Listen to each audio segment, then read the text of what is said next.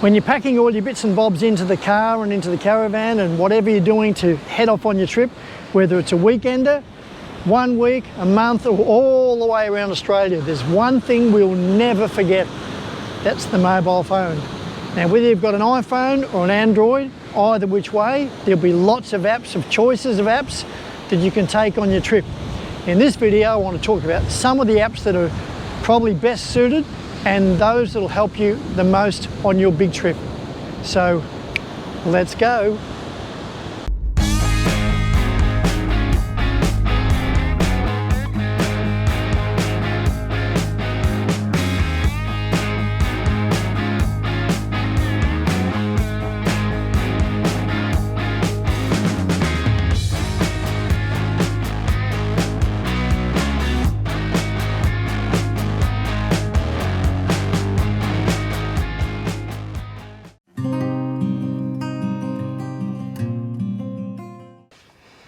Some of the apps that I'm going to mention, you probably already use, but at what level you use them is the next thing. Because sometimes simple things like Google Maps have got some functions in there that are really handy to use if you update it and get it all sorted out. I'm just going to read you the apps that I want to cover because there's a handful. So there's the Fuel Map, Google Maps, Waze. Now Waze is handy because Waze, as opposed to Google, you can actually add traffic spots, or when the traffic is slowed down or there's an accident, you can actually add that, and then that goes into the database, and then suddenly it pops up on everybody else's Waze in that area. WikiCamps, again, it's a lot to do with filters. HipCamp, which is a variation on WikiCamps. eBay, buy or sell, because it's handy to know how to do it properly. Gumtree. Marketplace, which is a Facebook product. The phone. A lot of people don't realise that the phone can do so many things that it's actually able to do with iPhone or the Android.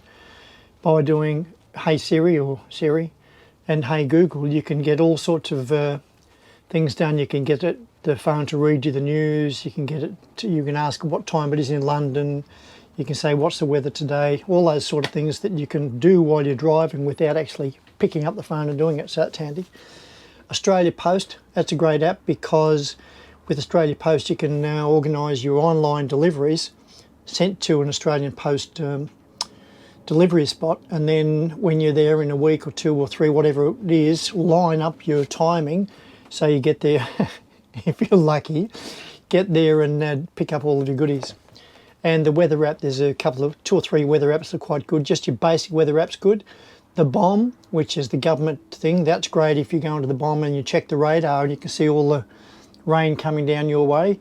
Gives the opportunity to bring in things like washing or pull the awning down and so on and so forth. And there's an app called Willy Weather. That's a really good app because it's got wind speeds in there, and it's really handy on a particular day. If you know that the wind will be gusting to a certain speed, then it might be a good idea to bring in the awning and batten down the hatches, because it doesn't take much to either damage or ruin an awning, and if you haven't got insurance, that's a real drama. Anywho, let's not go on about it, let's talk about some of them.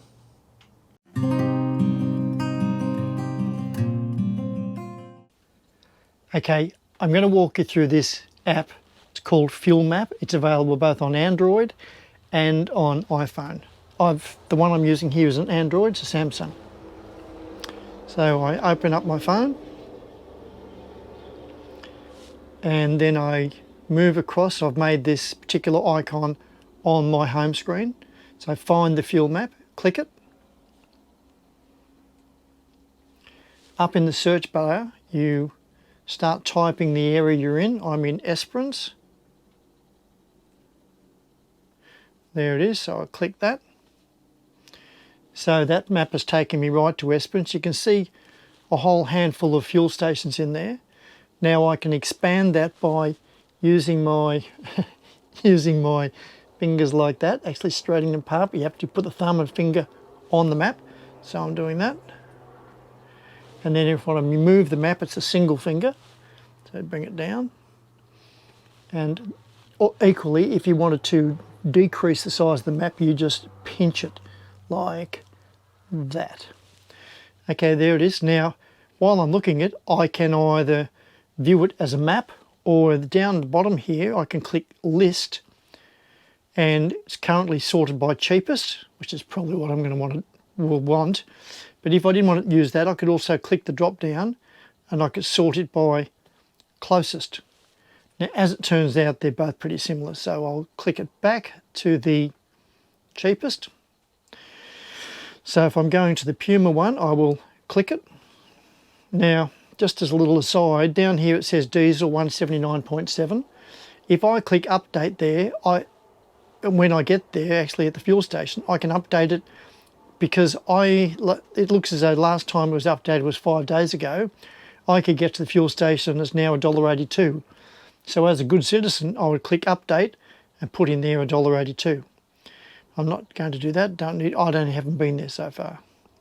Click navigate. And what Navigate is doing is opening up Google Maps, and there you see my little car or truck going vroom vroom, ready to head off to the fuel station. So that's one part of the app that's quite interesting to look at.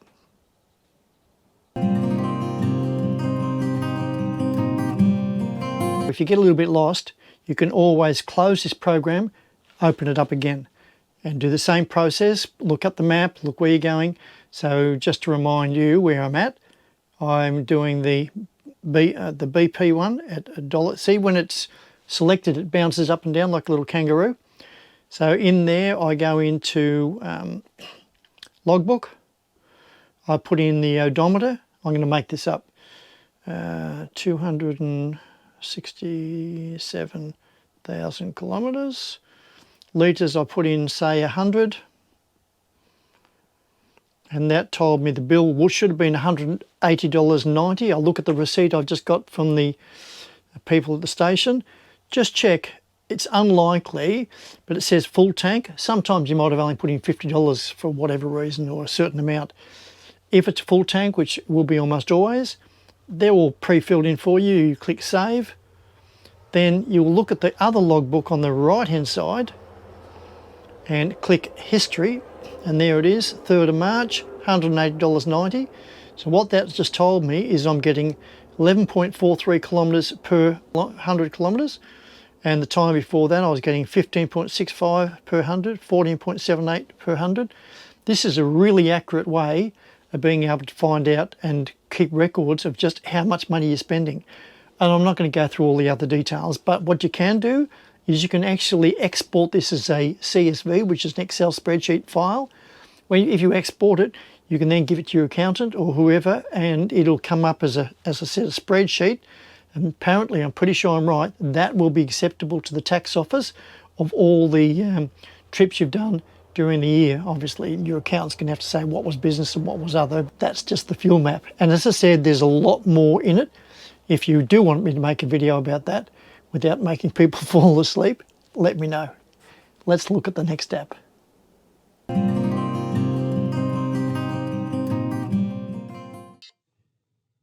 Okay, here we go. Select WikiCamps, opens up. Up in the search bar, type ESP Esperance. There it is. Those top lot are just some of the Esperance things you can go to.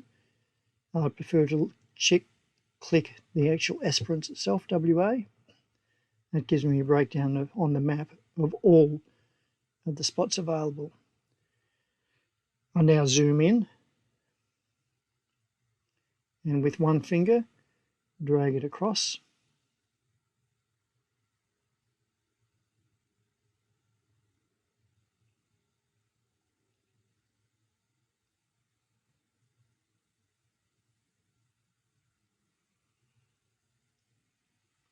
That particular camping spot there is called Bushlands. I click it and I get more details. See 4 tabs at the top: details, reviews, fees and photos. If I click in fees, it gives me the general idea of what people have been paying before. That's based on the fact that they actually update these records themselves. This is the general details. I then go across and look at reviews. what different people have thought of the place. It's not necessarily a good indication, but it gives me some idea.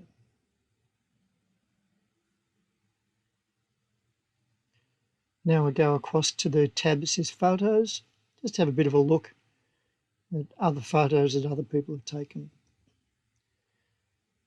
Back onto the details section, scroll down and see the different things it's got there, the cost, showers, laundry, Telstra reception, etc.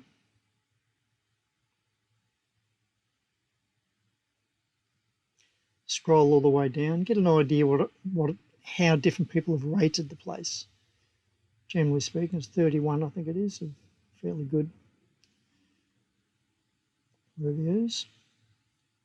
Click Get Directions. I usually click Google Maps because I'm usually connected to the car, Apple CarPlay. I then plug the phone into the Apple CarPlay, click it, and the map actually comes up on my screen in the car.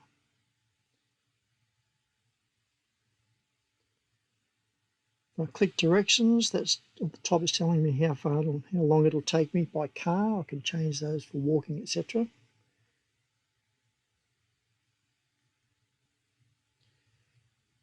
Click Start and you'll see my little truck going vroom vroom.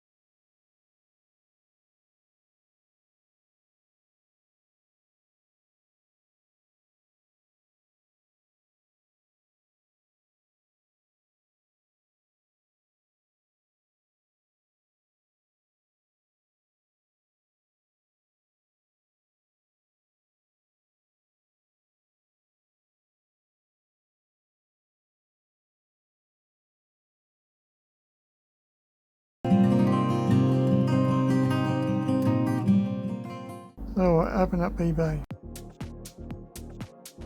and go to settings.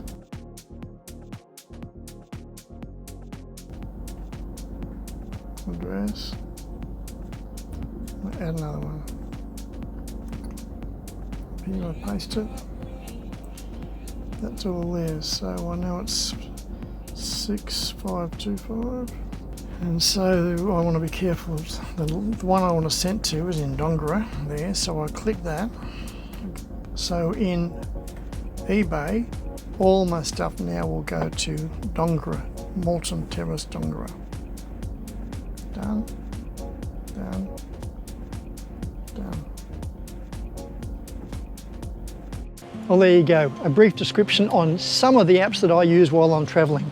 Hopefully the explanation I gave, though it did seem a bit long at times, is enough to be able to help you use it and get the best out of it. If you enjoyed the video, please give it a thumbs up. If you haven't already subscribed, it would be great. And if you'd like to share it with some of your friends, that would be excellent. So until next time, this is Pole Wheel Drive, signing off.